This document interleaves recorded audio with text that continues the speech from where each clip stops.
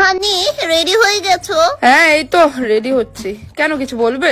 বলছি আজ রাতের ডিনারে কি খাবা বলো? তোমাকে বলেছিলাম তো নাকি যে আজ চিকেন কষা খাবো।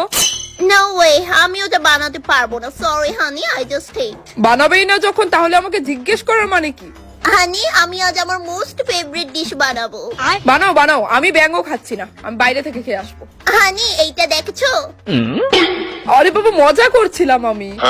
এইটার মতো সেম একটা খুন্তি এনে দিও। হ্যাঁ হ্যাঁ এনে দেবো ঠিক আছে। ফাইন, বাই হানি।